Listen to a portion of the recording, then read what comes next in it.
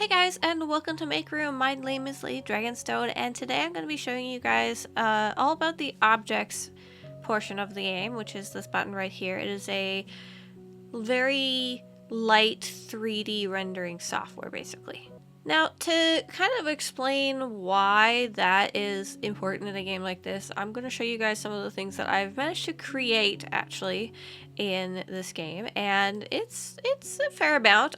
This isn't everything that I've created, but it's a fair amount of stuff that I've done. As you can see, I have some items from different games. I have some Splatoon weapons. I have the Triforce from Zelda. I've got some game consoles here. I got cash register, a weight bench, hamburger, cans, a pumpkin, like a garden patch.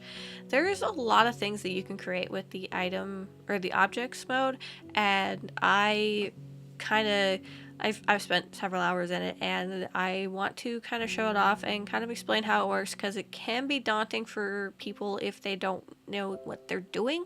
So I kind of hope that this will help with that. So this is the object screen, and this is where you can create whatever you want. You can create, let's make a quick cat tower, for example. You could just do that and bam, cat tower. It's a bed cat tower, but that could be classed as a cat tower. You could say that. But this mode is beautiful, and this is what sets the game apart from everything else, in my opinion.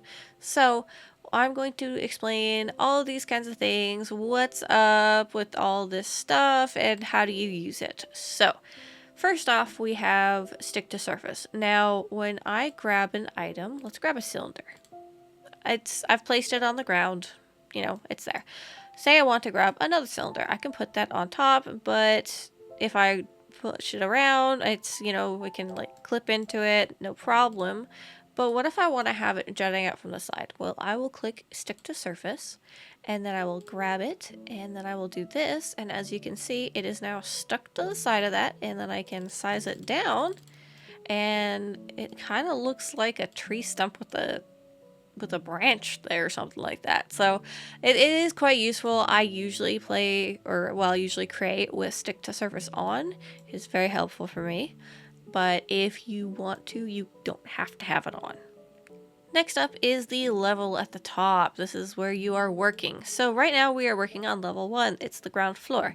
And any item I place, if it's not sticking to the surface, it's going to be on the ground level like that. Now if I hit ground level 2, as you can see, it's raised the grid up, and I can now put something up here like that.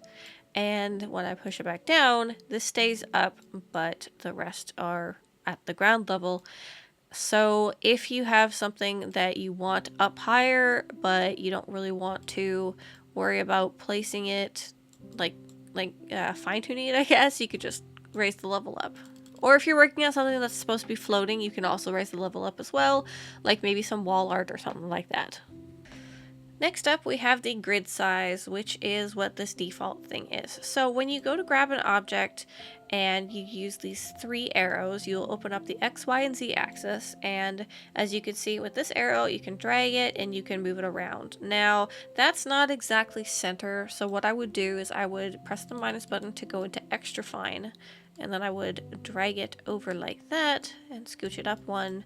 That way it is completely centered, and then I can push it up like that. And if you want it to go up very far or move it at great distances, you can do extra coarse if you want to. But whenever I'm creating, I usually use extra fine because it allows me to have greater control of movements. It also applies to these squares, this red, yellow, and purple squares. If you have it as default, it'll go up by increments of 0.1, but if you have it set to extra fine, it goes up with increments of 0.025. As well as coarse and extra coarse, it goes up by 0.5, so you can size things up or down however you wish. And you can also use these plus and minus as well if you want to just overall bigger and not just to fine-tune the shape. Lastly, on this screen, we're going to be talking about these. These are moving things up and down, shifting the X, Y, and Z axis of your project. And that is very useful if you have something that you've built over here, but you really want it to line up in the middle. Just shift the entire thing over. And if you also create something that you want to be in the ground, say for example, maybe I'm creating a root vegetable. I don't know. I can not lower it like this, but what I could do is I could lower the entire project so that only the top bit is sticking out. And when you save this and you go to put it in your dioramas, this tiny bit is the only thing that's going to stick out on the surface. Everything else will be lowered under the ground. So you can use that to your advantage as well. Now, when working on this grid system, and it is a grid system, you can have things just moved about freely. You can do whatever you want. But if you want to have things line up as perfect as possible, what you're going to do is you're going to hold down control, and that will move things on the grid system. So as you can see, I am moving things around every half square down at the bottom with the grid. And that is very important because if you are creating something that you want to line up perfectly, so for example, we're going to use this, we're going to put this, let's put it there, and then say I want to put a circle on top of that. Well, it's going to be kind of hard to track it, so what I'm going to do is I'm going to put that over there, and we'll stick it to the surface, but we're going to use this grid system, and that will line it up perfectly, which then will allow me to shrink it down into it. And I had extra course on, so we went down quite a bit ways. So that is how you do that. Control is going to be very useful if you want to line things up and not have them miss. For example, if you want to have this, but you need it to do that, and then you say you want a square to go with it to match up with that, just hold down control and you can snap, and then it's nice and smooth, and now we have a very nice unique shape. You can really create anything as long as you put your mind to it, and it's very important to know that not everything's going to be perfect. Like for example, okay, I will show you something that is going to bug me for the rest of the time that I have this, but this is an item that I made, and over in here, let's raise this up actually so we can see. If you look at my little wiring here, this is so far from perfect, but because I made this kind of wonky here, and even if I go in and I have it as extra fine and I scoosh it down, it's way too small to be able to actually move and make a difference, so this is gonna look trash. But the bonus is when I'm playing the game and I put it down, I don't see that. So don't worry if your items aren't perfectly lined up or perfectly matching. I mean, look at this. This thing right here, this is supposed to be equal in the middle of this, but this is actually clipping underneath as well. So do not worry if your items don't line up perfectly. That's okay. Because for the most part, unless it's a very big item, you're not going to see it in the diorama. Now, the last thing to talk about is all of these different options that happen when you select an item in the objects mode. When you are making something as complicated or as simple, it doesn't matter what it is. Even if you just were like, okay, well, I'll just want like a square and a tube on top of the square. If that's what you want, and then, you know what, maybe I could do like a lampshade that's kind of askew. That could work, actually. Like, you could do like a table and a lamp. I mean, the lamp's not going to light up because you can't add light sources in this one right now, but it does kind of look like a table with a lamp, right? So you're going to want to be able to select the objects, and when you select the objects, there are a bunch of different options that you get with it. So the first item is the grab. It's the hand. You got the hand, and you can grab and move this around and place it. And this comes in handy because if you need to move something around, you can do that. It's just to get something in place. It's just, and then with also the stick to surface, you could just snap things in place. Now, obviously, this is kind of screwed up, so I will be moving that later on. But you also have the minus and the plus, which means you can resize things. You have this, which is your X, Y, and Z axis, and that is how you can move things around. So, for example, I can move this down or up, but if you want to fine-tune it, so you can see how this is kind of not lined up very well, I actually needed to go over to the left a little bit more. What I can do is I can grab this square, scooch it over by 0.025, and then move that in.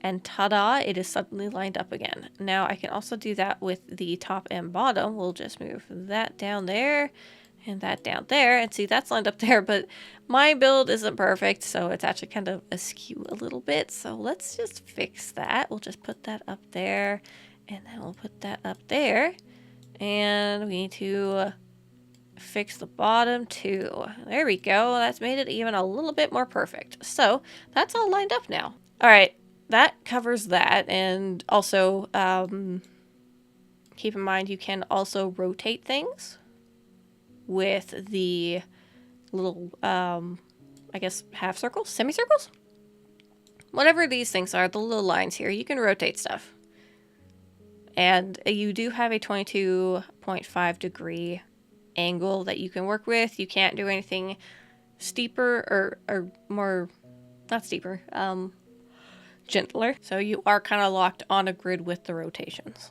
Next up is the duplication option, which is this double square right here. Now, say you have some wiring that you've shrunk down because you used handles to make the wiring, and you go, I need one more. Well, instead of going in and shrinking it down, making it the perfect size, just hit duplicate. And then suddenly it is the right size for your project. Last up is the color option. Now, the color option is very important because what you determine as different colors is what groups them together in terms of the color options when you put it in a room. So for example, I have this is blue, these are all black, this is a dark gray, which is the same gray as this, and then these are light gray. So if I were to put this in a room, by the way, once you get into a room, you can find your created items in the little hammer option there. Now, where is my item? There it is. Okay, so I am putting my item in the game, right? Bam, boom, got it. It's right here, ready for us to place. And I go and I hit this color option. Well, as you can see, I have several different colors to pick from. And if I want to change the blue to, let's say, pink, I can change it to pink. If I want to change the black to purple, I can change it to purple. And the silver could change to light blue, for example. This could change to pink as well, or it could even be a green. And then this dark one could be, let's make it yellow. So you could really have a lot of different color options to an object, and I think that is fantastic. I don't know the maximum amount of colors that you can have for an object. I would be interested in see what that is, but for now, that's basically how the colors work, is that you determine the color grouping when you're coloring the object in objects mode, and then once you put it in the room, those colors group together and then all change at once. The objects mode is really what sets us apart for me from any other kind of room decorating game, because you can make whatever you want. You could find a need for something that's like, well, I want to make a nursery, there's no crib, so you go make a crib. Or I want to make a store, but there's no cash register, so make a cash register. Or you can go, well, I really like Splatoon, and I want to make a character's apartment, but there's no weapons in here, or no Splatoon theme stuff, and you can go, well, I'll just make Splatoon theme stuff, or Animal Crossing stuff, or Elden Ring stuff, or Skyrim stuff, or Red Dead Redemption stuff, or anything. I'm sorry, but it adds to the charm of the game because it is ultimately what you make of it, and when you have the ability to make anything, it really opens up all the possibilities. You can do pretty much anything that you yourself can come up with, or you can also check out the Steam Workshop, see if people have also made other things too. So that's it. Yep, that's pretty much all I've got today with the objects mode, and if you guys need more help, please feel free to comment below your questions, or if you just want to say hi, I'll say hi back. But yeah, thank you so much for watching. If you like this video, please feel free to give it a like and a subscribe if you want to see more MakeRoom or Animal Crossing or Fantasy Life or maybe The Sims in the future. I don't know. I'm going to be doing a bunch of stuff, and then my husband will be tagging in at some point as well and making stuff too, but we've got a lot of stuff coming because we are so close to 1,000 subscribers. We can almost taste it, and that is a huge milestone for us because it's all extra crazy already to think about how there's like 900 of you guys in the room already. So crazy. Anyway, I'm gonna stop talking now so you guys can go make whatever you want in MakeRoom, and I hope you guys enjoy it. Also, shout out to our members. We've got 2 of them, Catherine and Tina. Thank you so much for supporting our channel, and I hope you guys enjoy it. And also, if you guys want to join us, we have a little button down below that says join if you want. And yeah, I'm gonna shut up now. I love this game, and I hope you guys enjoyed this. Bye.